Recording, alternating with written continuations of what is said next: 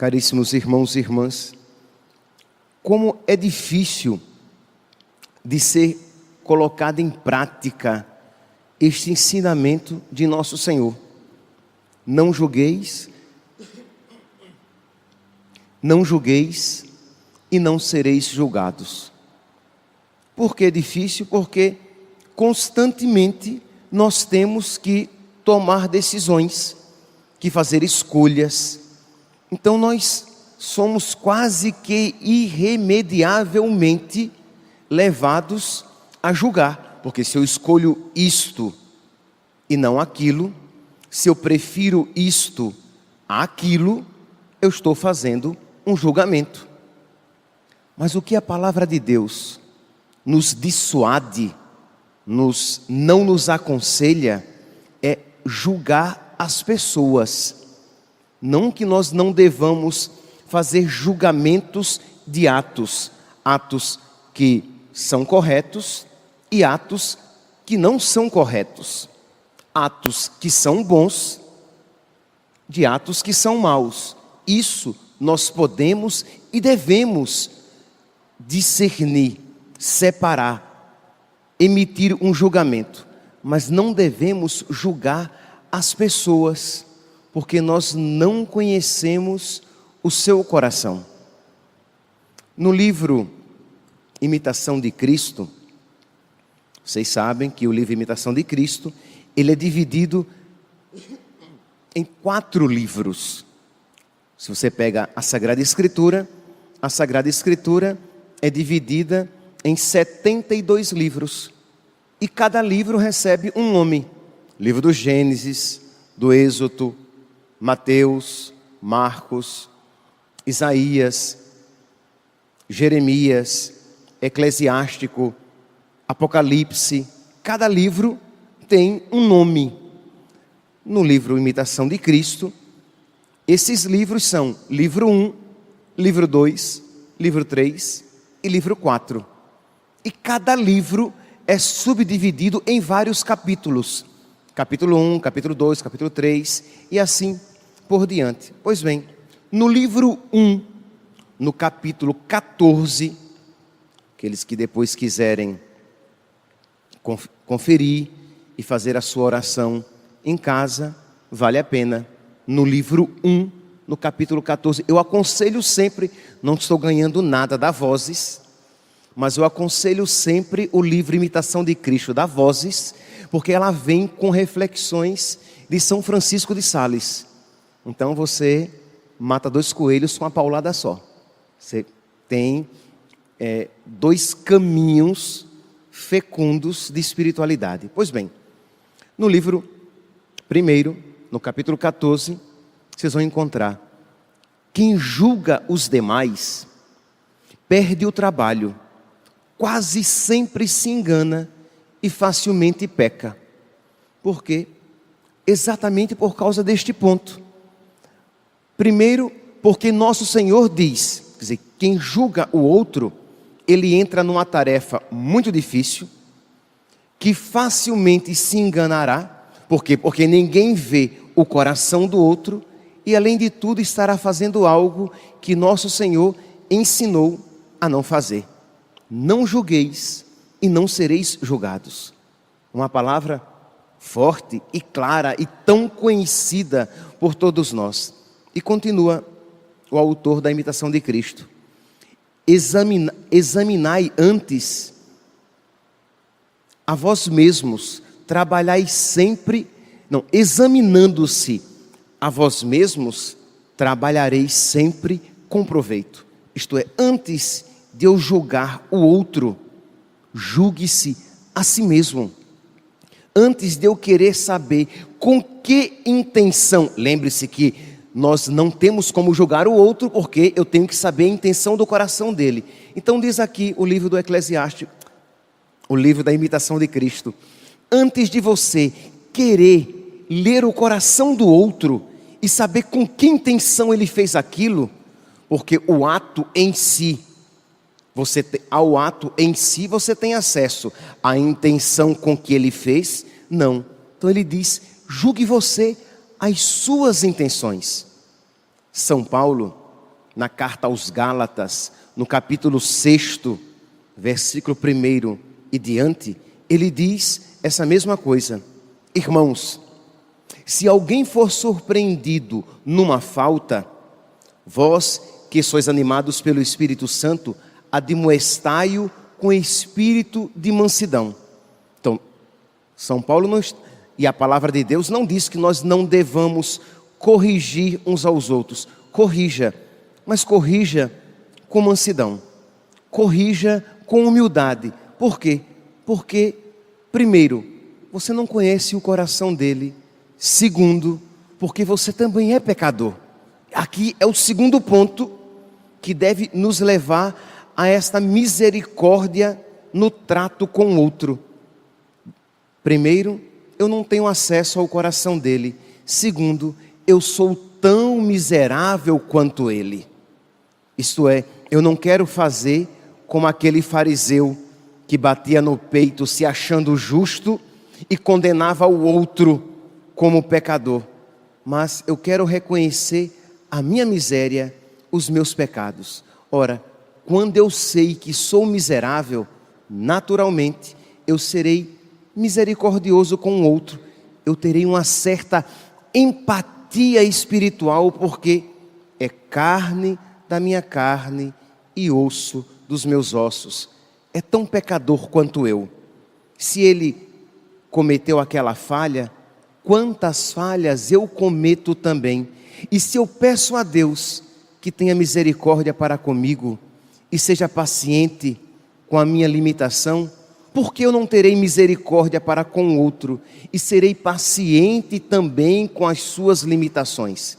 Meus irmãos, isso aqui é uma escola de santidade, e principalmente em casa.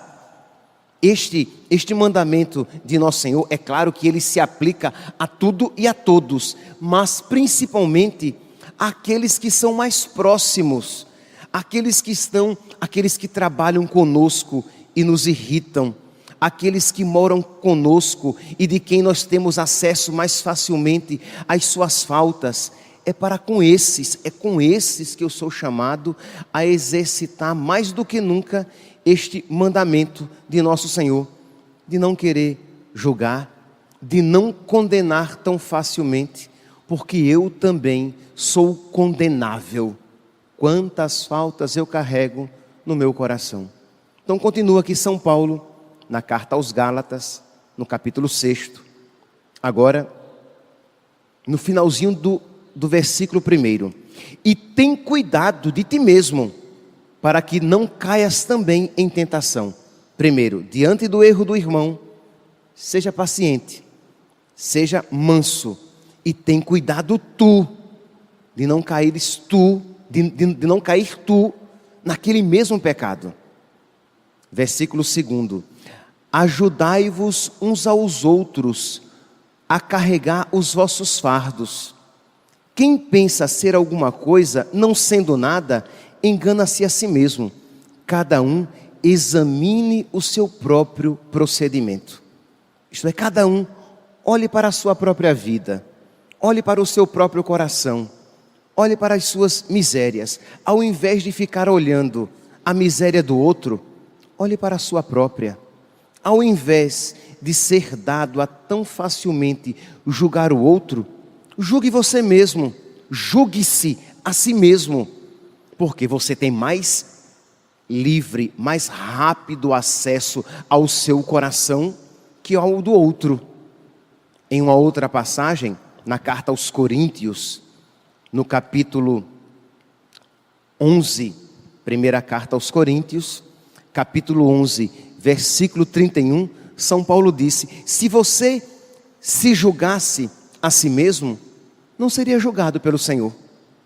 Isto é, se você se analisasse a si mesmo mais frequentemente, isto sempre à luz de Deus, à luz da graça, com certeza não pecaria tanto, fugiria do pecado e não seria necessário o julgamento de Nosso Senhor. Mas como você não se julga a si mesmo, mas julga o outro, será julgado, e condena o outro, será condenado. Primeira carta de São Paulo aos Coríntios, capítulo 11, versículo 31. Se nos examinássemos a nós mesmos, não seríamos julgados pelo Senhor. Meus irmãos, o evangelho de hoje, a liturgia de hoje nos chama então não a um olhar condenatório sobre si mesmo, não, mas a uma atitude mais frequente de um olhar mais sobre si. Nós com muita facilidade, nós olhamos a vida alheia, os erros alheios, os pecados alheios, e isso frequentemente faz com que nós nos esqueçamos das nossas faltas, das nossas limitações, dos nossos pecados. São Francisco de Sales, refletindo sobre este mesmo tema, ele diz que todo julgamento é temerário. A palavra temerário significa que contém risco, arriscado, perigoso. Então ele diz, todo julgamento é perigoso, e ele dá 3 motivos, neste mesmo capítulo 14 do livro 1 da Imitação de Cristo, e ele dá 3 motivos porque todo julgamento é perigoso. Ele diz, os julgamentos dos filhos dos homens são perigosos porque eles não são juízes uns dos outros. Deus não nos constituiu juízes uns dos outros. O Senhor é o juiz.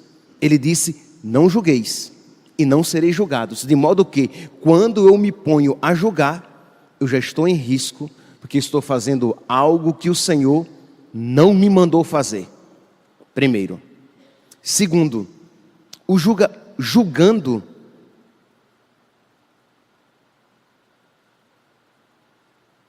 são temerários. Segundo, são temerários, são perigosos, porque a principal malícia do pecado depende da intenção do coração, que é um segredo para nós.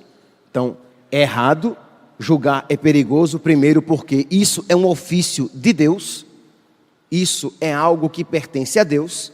Segundo, porque nós não temos acesso ao coração do outro, estamos julgando a partir da nossa visão, que é sempre limitada e tendenciosa. E terceiro, são perigosos porque cada um já tem o bastante a fazer, julgando-se a si mesmo, sem precisar julgar o seu próximo. Isto é, cada um já tem muito do que fazer. Porque eu quero um outro ofício e um outro trabalho, se eu nem sequer dou conta do meu, que é julgar a mim mesmo, julgar as minhas intenções. Quando eu faço algo bom, de eu parar e tentar purificá-lo da maior maneira possível e dizer, Senhor, eu quero fazer isso para a Tua glória. Por exemplo, você fez meia hora, 1 hora de oração, ou você tem participado da Santa Missa todos os dias, ou você fugiu de um pecado, e sempre vem a tentação da vaidade, dizer, nossa, como eu sou santo, eu fiz 1 hora de meditação, nossa, como eu sou santo, eu tenho me acordado todos os dias e participado da missa. E muitas pessoas dizem, nossa, para que tudo isso? E você diz, não, mas nosso Senhor se agrada quando eu faço isso. E você diz isso com a boca pelo menos.